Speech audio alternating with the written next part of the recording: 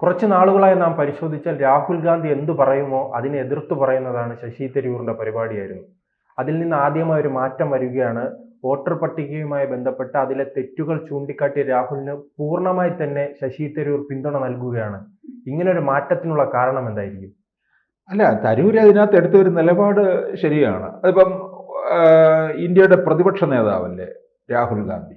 രാഹുൽ ഗാന്ധി തെരഞ്ഞെടുപ്പ് പ്രക്രിയയിൽ ഒരു സംശയം പ്രകടിപ്പിച്ചു. അപ്പോൾ അതിൻ്റെ ചില തെളിവുകൾ സഹിതം മുമ്പോട്ട് വയ്ക്കും. അദ്ദേഹത്തിന് അതിൻ്റെ രേഖാമൂലം ഇലക്ഷൻ കമ്മീഷനെ സമീപിക്കാം. അത് നമ്മൾക്കെല്ലാവർക്കും ആകും. ഇന്ത്യയിലെ പ്രതിപക്ഷ നേതാവ് അത് പറയുമ്പോൾ അതിന് അല്പം കൂടെ ഗൗരവം ഏറും, വാർത്താ പ്രാധാന്യവും ഏറും എന്നുള്ളതാണ്.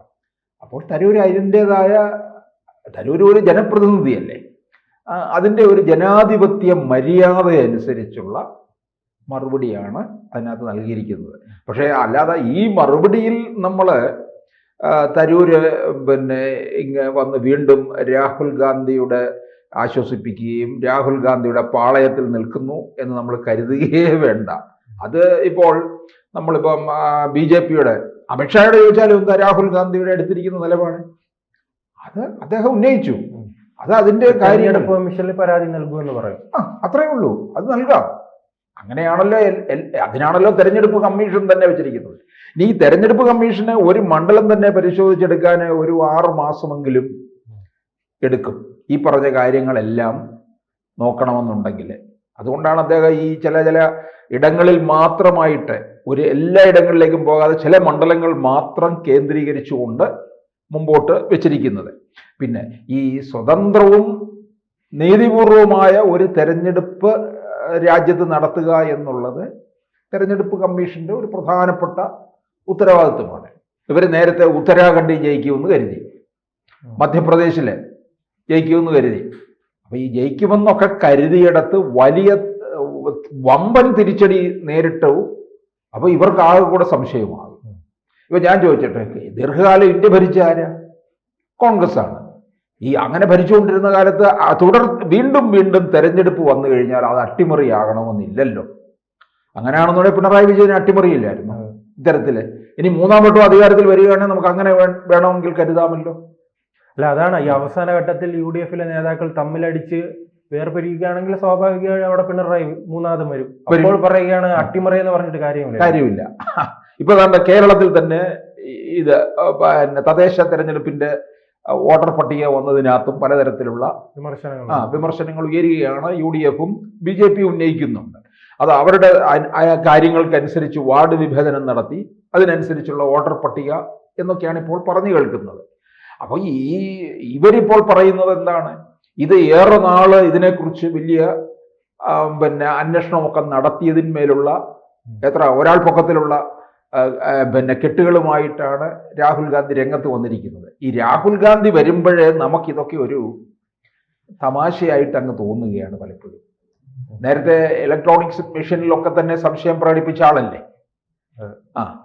എല്ലാ തെരഞ്ഞെടുപ്പുകളിലും ഇപ്പൊ 2014 ഇവർ അധികാരത്തിൽ വന്നു, 2019 വന്നു, 2024 വന്നു കഴിഞ്ഞപ്പോൾ ഈ അട്ടിമറിയാണ് എന്ന് പറയുന്നത് നമുക്ക് ഒരിക്കലും യോജിക്കാൻ കഴിയത്തില്ല. അങ്ങനെയാണെങ്കിൽ കോൺഗ്രസ് തുടർച്ചയായിട്ട് വന്നുകൊണ്ടിരുന്ന കാലങ്ങളിൽ എല്ലാ അട്ടിമറി ആയിരുന്നോ?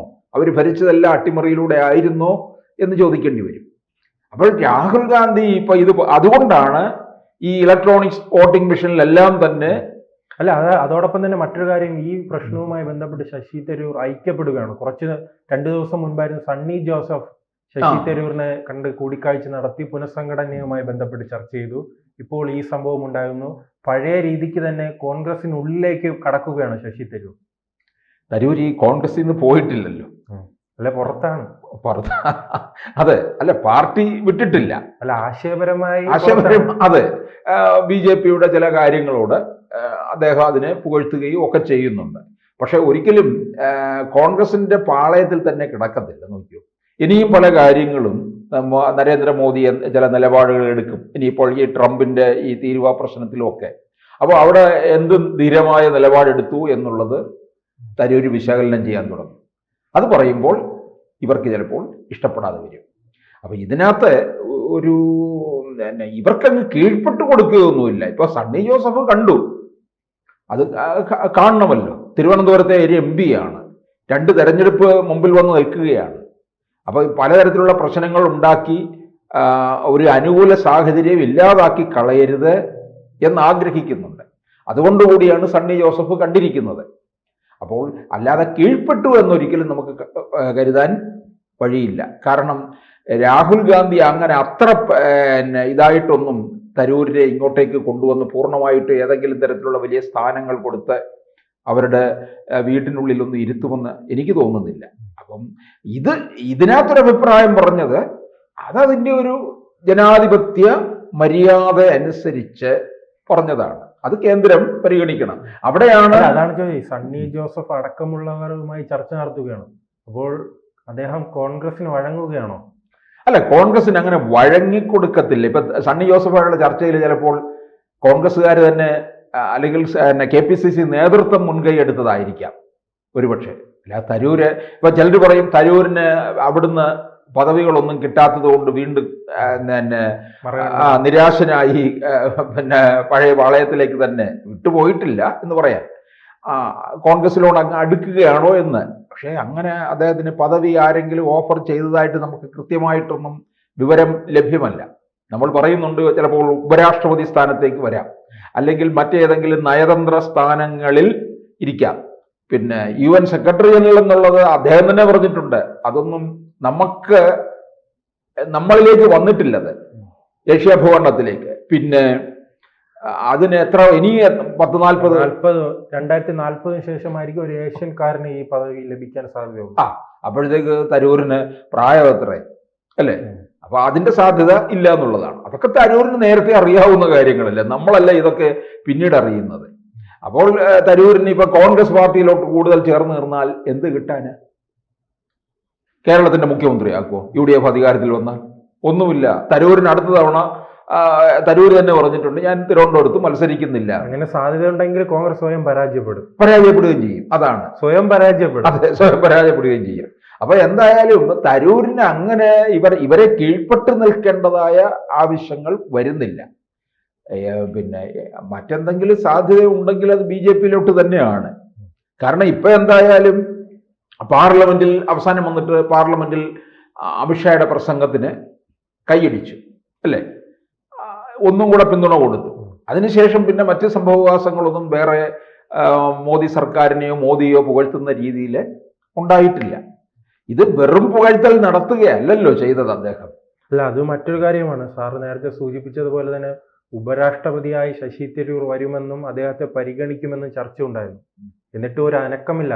അതുകൊണ്ടാണോ അദ്ദേഹം തിരിച്ച് വീണ്ടും കോൺഗ്രസിലേക്ക് വരുന്നത്? അതിനകത്ത് നമുക്കൊരു സംശയത്തിന് വകയെന്ന് പറഞ്ഞാൽ അങ്ങനെ ചിലപ്പോൾ നമ്മൾ അങ്ങ് ആലോചിച്ച് പോകുന്നത് മാത്രമാണ്. അങ്ങനെ ആയിരിക്കണമെന്നില്ല. തരൂരിന് അങ്ങനെ ഇത് കിട്ടാൻ വേണ്ടി വാഴ്ത്തിപ്പോയ ഒരാളായിരിക്കണമെന്നില്ല. തരൂരിനോട് എന്തെങ്കിലും കാര്യങ്ങൾ മുമ്പോട്ട് വെച്ചിട്ടുണ്ടാകാം BJP. അത് പെട്ടെന്നായിരിക്കത്തില്ല, ഒരു നിശ്ചിത സമയത്തിന് ശേഷം എന്നുള്ള രീതിയിലായിരിക്കും. എൻ്റെ ഒരു കണക്കുകൂട്ടൽ എന്തായാലും തരൂര് ഇത് വിട്ടുപോകും. അധികം വൈകാതെ തന്നെ കോൺഗ്രസ് വിട്ടുപോകും. ഇവര് BJPയുടെ ഭാഗത്ത് നിന്ന് മറ്റേതെങ്കിലും സ്ഥാനമാനങ്ങൾ നൽകിയിരിക്കുമെന്നുള്ളതാണ്. ഉപരാഷ്ട്രപതി സ്ഥാനാർത്ഥി ആരാണെന്നുള്ളത് പ്രഖ്യാപിച്ചിട്ടില്ല. അത് പിന്നെ NDAയുടെ അത് പ്രഖ്യാപിക്കാൻ പോകുന്നതേ ഉള്ളൂ. അതിനും കൂടെ ഒരുപക്ഷെ നമുക്ക് വെയിറ്റ് ചെയ്യേണ്ടിയിരിക്കുന്നു എന്നുള്ളതാണ്. ഇത് ഇവിടെ ഇപ്പം വേറൊരു തരത്തിൽ സണ്ണി ജോസഫിന് കാണാം, സംസാരിക്കാം. പിന്നെ രാഹുൽ ഗാന്ധിയുടെ ഈ അഭിപ്രായത്തിനകത്ത് അതൊരു ജനാധിപത്യ രീതി അനുസരിച്ചുള്ള മറുപടിയാണ് അവിടെ കൊടുത്തിരിക്കുന്നത്. കൂടുതൽ വാർത്തകളും വിശേഷങ്ങളും നിങ്ങളിലേക്ക് എത്താൻ ABC മലയാളം സബ്സ്ക്രൈബ് ചെയ്യുക, ബെൽ ബട്ടണും അമർത്തുക.